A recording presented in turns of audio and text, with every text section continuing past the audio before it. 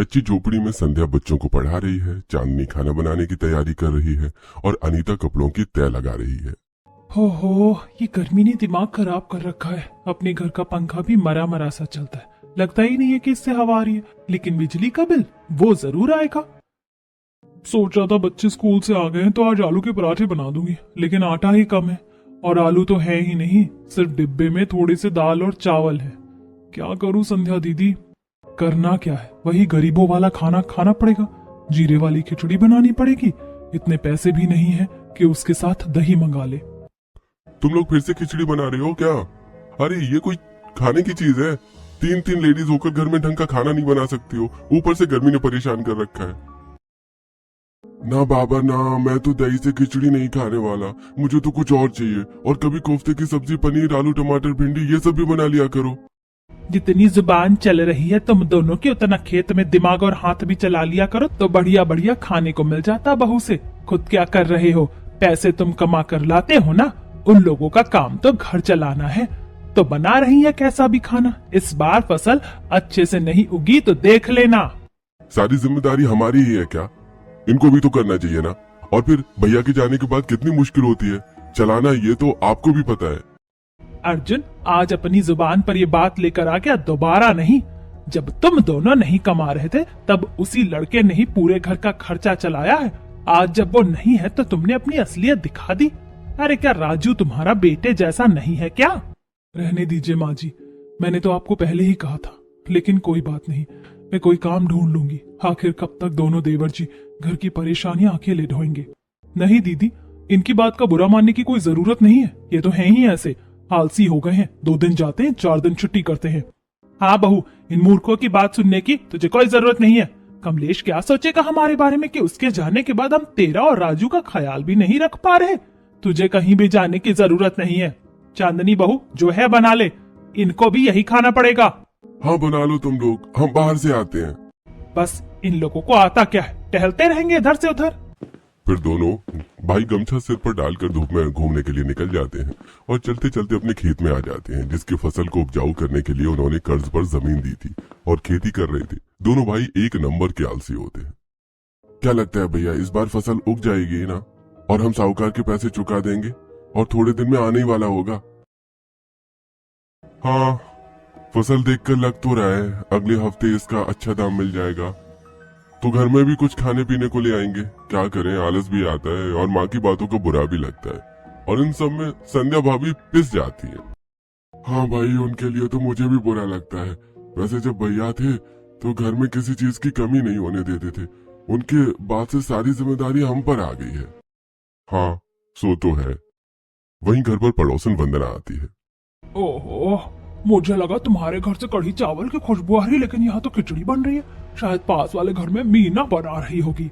हाँ, खिचड़ी बन रही है, तू खाएगी वंदना? ना भाई ना, ये सुख खाना मेरे से नहीं खाया जाता है। वैसे भी मैं अपने घर में अभी पनीर की सब्जी खाकर आई हूँ। तेरे घर में 3 बहू हैं, 2 बेटे हैं, फिर भी घर की हालत सुधर नहीं रही और एक मेरा बेटा पूरे घर का खर्च संभालता है।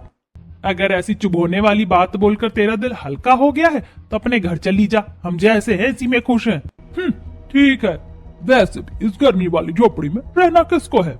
मुंह फुलाकर वंदना चली जाती है। इतने में खेलने के बाद दोनों बच्चे घर में आकर बैठ जाते हैं। मम्मी भूख लगी है, मुझे भी खाना दे दो, बहुत भूख लगी है। हाँ बच्चों, ये लो। दोनों बच्चे खिड़की देखकर मुंह बनाते हैं। अरे ये कौन खाता है मम्मी? चाची दादी है, नहीं खाना है। हाँ मम्मी। अरे मैंने आम का अचार बनाया था बहू, जरा लेके आ। मुझे खिचड़ी के साथ वो बहुत अच्छा लगता है, लेकिन बच्चों को तो खिचड़ी ही नहीं खानी है तो आम का अचार मत देना। ठीक है माँ जी।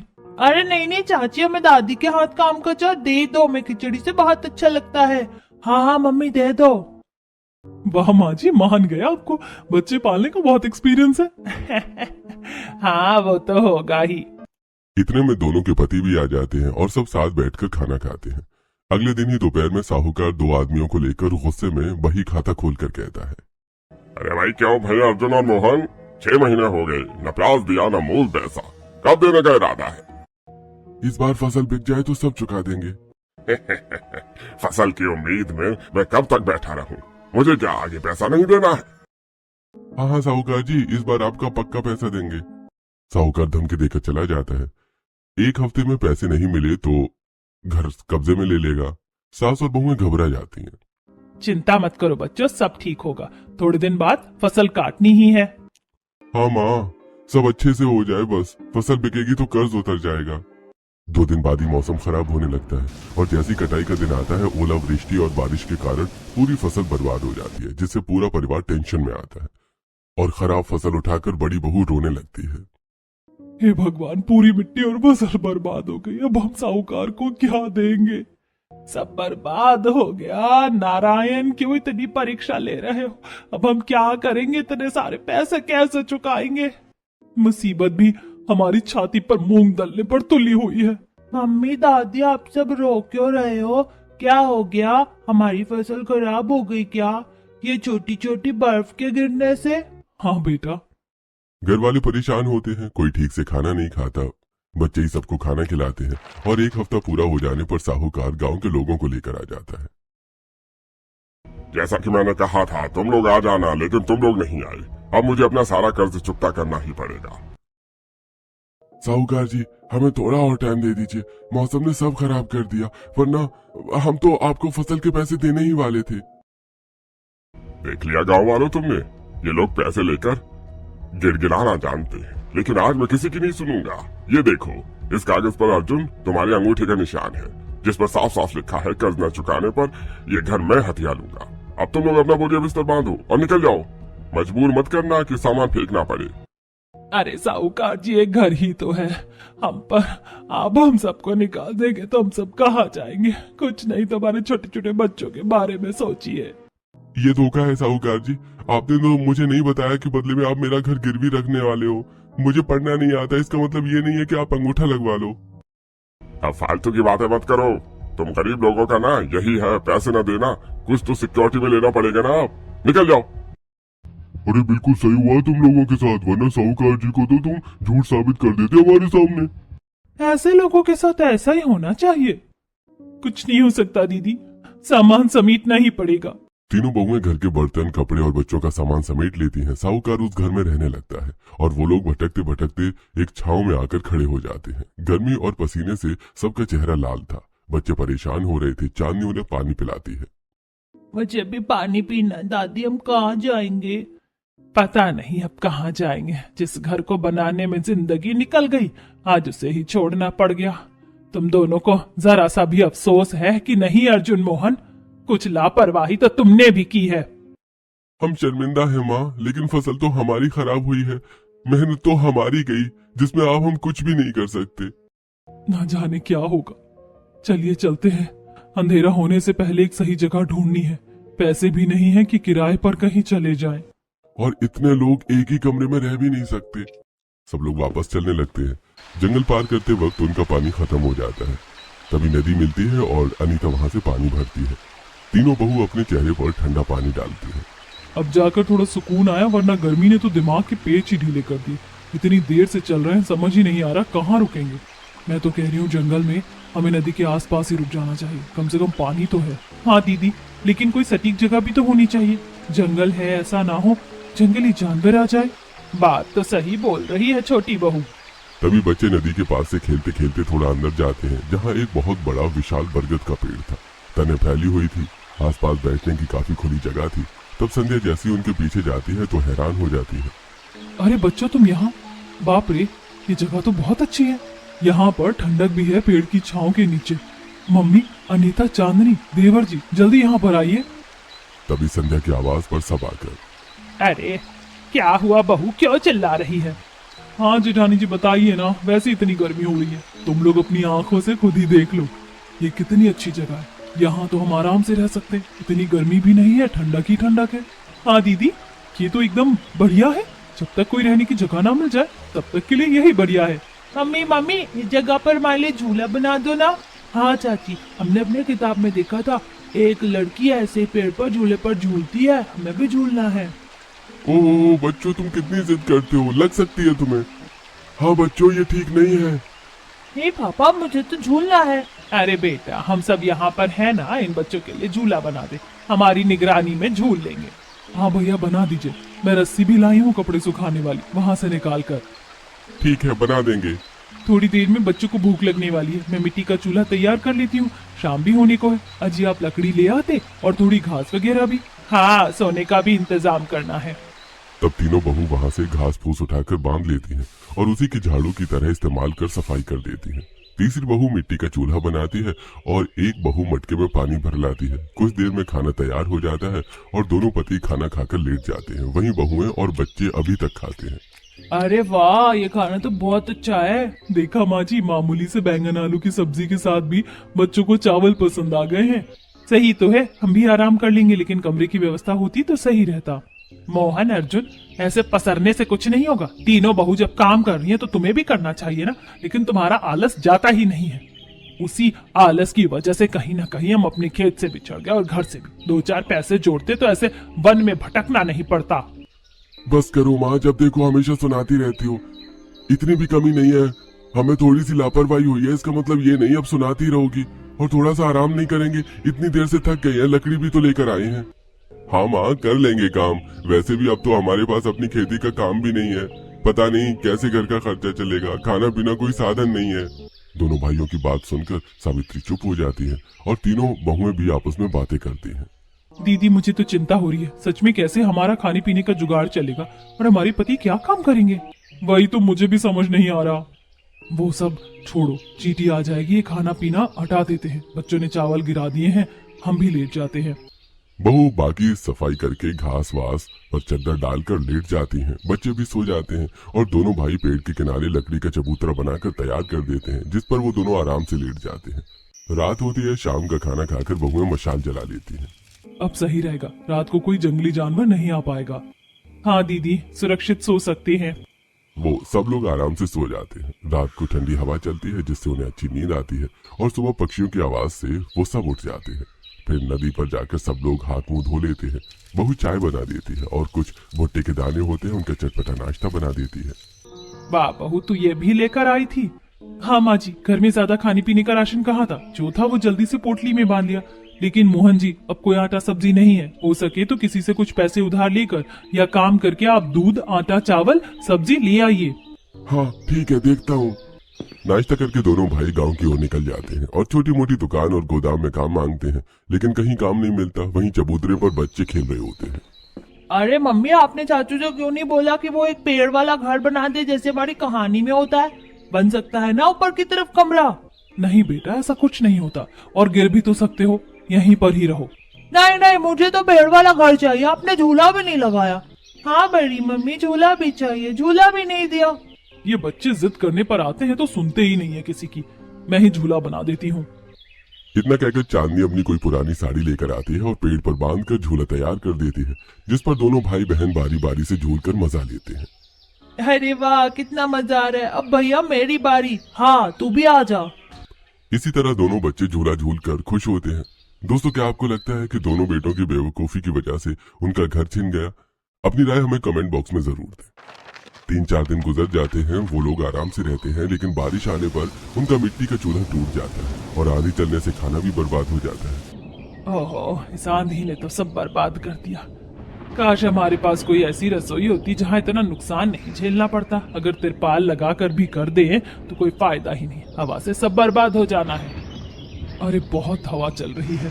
पकड़ो पकड़ो चांदनी, अनीता ये साड़ी उड़ जाएगी। हाँ दीदी, पकड़ रखा है, हमारे पास और भी कपड़े हैं। दरअसल तीनों बहू ने धोकर कपड़े सुखाए होते हैं। आंधी के चक्कर में कपड़ों को पकड़ लेती है। इतने में ही छोटी बहू पीछे होती है। पेड़ के खोखले हिस्से में उसका हाथ फंस जाता है।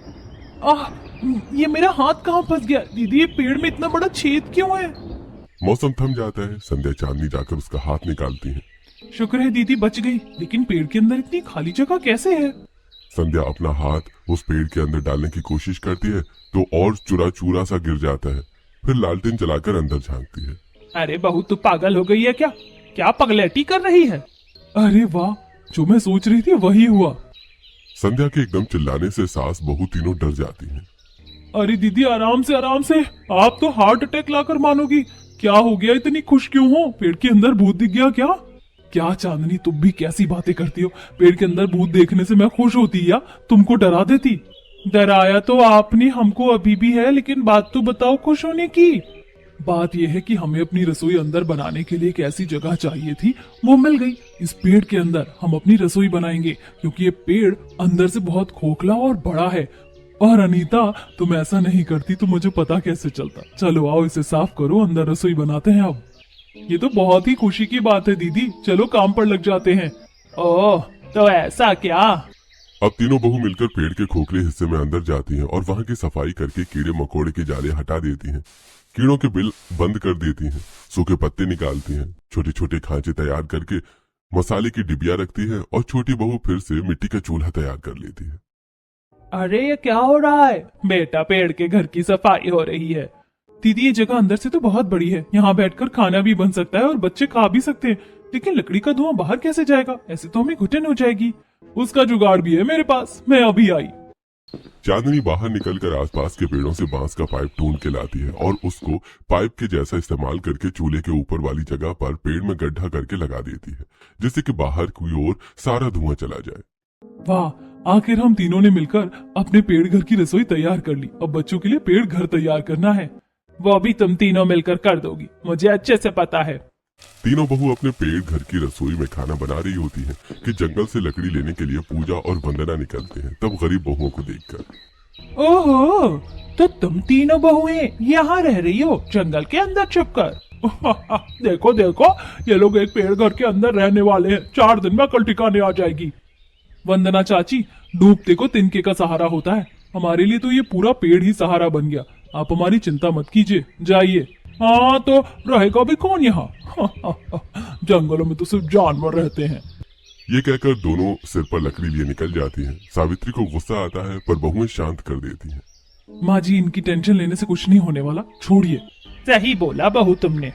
अर्जुन और मोहन को एक ढाबे पर काम मिल जाता है, जहाँ उन्हें थोड़ी बची हुई कच्ची सब्जी और पैसे मिलते हैं और वो यहाँ ले आते हैं। आलू, बैंगन, गोभी को देखकर संध्या पेड़ के अंदर के घर की रसोई में खाना बनाती है और उसके छिलके बरगद के पेड़ के बगल में मिट्टी में दबा देती है। बच्चे भी खेल खेल में वहाँ पानी डाल देते हैं और जब तेज धूप होती है दोपहर में, तो घर के सभी लोग पेड़ घर की रसोई में बैठकर खाना खाते हैं।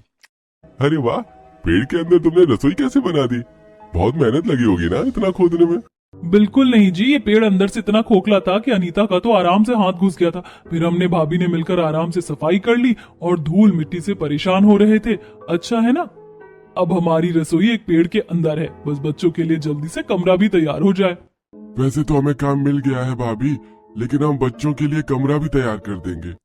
ये चाचू, हमारा पेड़ घर भी बन जाएगा। हाँ बेटा, अब तो लगाव होने लगा है इस जगह से। खुशी खुशी वो सब खाना खाते हैं। खेलते खेलते बच्चे एक बड़ा सा गड्ढा बना देते हैं। 2 दिन बाद जब बारिश होती है तो उधर पानी भी भर जाता है।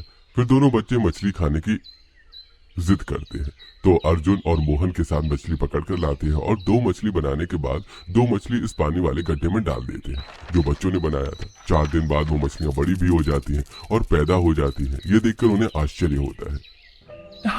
अरे वाह मम्मी, चाची, दादी, देखो हमारे तालाब में तो और मछली आ गई, कितनी सारी है। हाँ भैया, मम्मी, दादी, चाचा, जल्दी आओ। अरे वाह, ये तो छोटी छोटी है, बड़ी हो जाएंगी तो उसे बेच भी सकते हैं। जाने अनजाने में तुमने अच्छा कर दिया बच्चों, अब हम इसे खा भी सकते हैं और बेच भी सकते हैं। बहू, मुझे ही अचानक से गर्मी लग रही है या तुम्हें भी गर्मी लग रही है? हाँ माँ जी, मुझे भी गर्मी लग रही है, मेरे पास एक आइडिया है। ऐसा कहकर नीता अपनी एक साड़ी नदी से गीली करके लाती है और रसोई घर से थोड़ी दूर पर टांग देती है। अब जब जब हवा उसे गीले कपड़े से होकर गुजरती है तो उनके पास ठंडी हवा आने लगती है। अरे वाह अनीता, तुमने तो एकदम माहौल ही ठंडा कर दिया। देखा दीदी, मेरा देसी कूलर की ठंडी हवा। अरे ये पौधा कैसे आ रहा है यहाँ? बहू, ये तो गोभी और धनिया का पौधा है। अरे हाँ, उस दिन सब्जी के छिलके और जड़ इसमें डाल दी थी, उसी से ये हुआ है। माँ जी, मैं तो सोच रही हूँ हमें अपनी खुद की थोड़ी बहुत खेती शुरू कर देनी चाहिए। यहाँ की मिट्टी उपजाऊ है, इससे हमारे ज्यादा पैसे भी खर्च नहीं होंगे और सही सब्जी तोड़कर खा लिया करेंगे। अरे हाँ अनीता। तब अनीता और चांदनी शाम को 10 रुपए लेकर बाजार जाते हैं, जहाँ से कुछ सब्जी खरीद लेते हैं और जो मंडी वाले बची कुची सब्जी छोड़ जाते हैं, दोनों बहू उन सब्जियों को उठाकर घर ले आती हैं और अपने पेड़ घर के आसपास की क्यारी बनाकर आराम से मिट्टी में दबा देती हैं और छोटे छोटे प्लास्टिक की बोतल में रसोई घर के अंदर मेथी, पुदीना और धनिया के छोटे पौधे को टांग देती हैं, जिससे उनके पेड़ घर की रसोई भी अच्छी लगती है। और अर्जुन मोहन ने लकड़ी काटकर एक पेड़ घर के ऊपर और एक साइड में कमरा बनाया होता है, जो बहुत सुंदर लगता है। और उस पर जाने के लिए लकड़ी की सीढ़ियां भी बनाई होती हैं। और तीनों बहू मिलकर लकड़ी की अलमारी भी बनाती हैं, जिसमें वो कपड़े रखते हैं। तभी बच्चे लकड़ियों की सीढ़ी को चढ़कर ऊपर के कमरे में पहुंच जाते हैं। अरे वाह मम्मी, चाचू, दादी, ऊपर आओ, देखो कितनी ठंडी हवा चल रही है। यहाँ से तो हम जंगल और गांव दोनों देख सकते हैं। हाँ हाँ भैया, मुझे तो अपना पेड़ घर बहुत अच्छा लग रहा है। वाह, सच में ये जगह बहुत खूबसूरत है। दीदी, आज बच्चों के साथ मेरा भी पेड़ घर में रहने का सपना पूरा हो गया। कुछ ही दिनों में बहुओं की छोटी सी खेती की सब्जियां उग जाती हैं। एक तरफ लाल लाल टमाटर, बेल वाली करेले, लौकी, घिया, उस पर छोटे छोटे सीताफल और साइड में गोभी, बैंगन, आलू, मिर्ची, धनिया इत्यादि। देखो तो बहू, तुम तीनों ने अपने हाथ से जो पेड़ घर की रसोई, खेती और ये घर बनाया है, कितना सुंदर लग रहा है। और दादी, हमारा बनाया हुआ मछली वाला तालाब भी। हाँ हाँ, वो भी। अब तो हमारे पास इतनी चीज है, बहू कुछ अच्छा बनाकर खिला दो। क्यों नहीं माँ जी? तब तीनों बहू अपनी सुंदर सी रसोई में एक तरफ मछली के पकौड़े तो दूसरी तरफ आलू, बैंगन, टमाटर, गोभी की मिक्स सब्जी बनाती हैं और साथ में गरम गरम फुलके और चावल। और ये देखो, हमारे पास पैसे थे तो हम बूंदी और लस्सी भी ले आए हैं, अब इसे भी बना कर दे दो। अरे वाह, आज तो पार्टी हो गई। अब सब मजे से खाना खा रहे थे। वाह, कितने दिनों बाद ऐसा बढ़िया खाना खाया है। सच में भाभी, आपके हाथ की मछली पकौड़ा बहुत अच्छा है। मुझे तो मिक्स वेज भी बहुत अच्छी लग रही है। देवर जी, हमने धीरे धीरे इतनी सब्जी उगा ली और मछलियां भी हैं कि आप दोनों आराम से बेच सकते हैं। अब कहीं और काम करने की जरूरत नहीं है, क्योंकि 100-200 रुपए ही मिलते हैं दिन का। हाँ भाभी, आप ठीक कह रही हो। पहले हमारे पास कुछ भी नहीं था। किसने सोचा था कि पेड़ घर के सहारे खेती और मछली पालन भी हो जाएगा। खाना खाने के बाद दोनों पति मछली और सब्जियां बेचने चले जाते हैं। मछली ले लो, मछली, ताजी ताजी मछली ले लो। सब्जी ले लो, सब्जी, ताजी ताजी सब्जी ले लो, धनिया, टमाटर, भिंडी, गोभी, आलू ले लो ले लो। अरे भाई मोहन, तेरी फसल तो खराब हो गई थी, ये तुमने सब्जी बेचना शुरू कैसे कर दिया? अरे हमारी पत्नियों ने सब्जियों की खेती की है तो बेच रहे हैं। ऐसा तो नहीं लिखा कि मेहनत करने वालों को सफलता कभी हासिल ही नहीं होती। मुकेश का मुंह बंद हो जाता है। वहीं अनीता, चांदनी, संध्या जब खाना बनाती हैं तो बंदर उनकी रसोई में घुसकर तहस नहस कर देता है और फिर उनके पेड़ पौधों के साथ भी ऐसा ही करता है। टमाटर, बैंगन उठाकर खाने लगता है। तब सास और बहू से भगाती है। बंदर के बच्चे, भाग भाग, कितना नुकसान कर दिया हमारा। इसको तो मैं छोड़ूंगी नहीं। उसने हमारी 2-3 टमाटर, बैंगन सब खराब कर दिए। तीनों बहू उस बंदर को पकड़ने की कोशिश करती हैं कि आपस में टकराकर गिर जाती हैं। दोनों बच्चे हंसने लगते हैं। अरे मम्मी, चाची, एक दूसरे को नहीं पकड़ना, बंदर को पकड़ना है। हाँ मम्मी, बहुओं, इन बंदरों ने बहुत नुकसान किया है, कुछ करना होगा तुम्हें। सब ठीक करना पड़ेगा दीदी, हमें इस पेड़ घर के चारों तरफ सुरक्षा घेरा बनाना होगा। बंदर भाग जाता है। इतने में तीनों बहू के दिमाग की बत्ती जलती है और वो ढेर सारी लकड़ियां लाकर लगा देती हैं। अब सही है, कोई बंदर या जंगली जानवर हमारी खेती और रसोई को बर्बाद नहीं कर सकता। दिन गुजरते हैं। अब पेड़, घर और खेती से तीनों बहू खुश थी और अपना घर चला रही थी।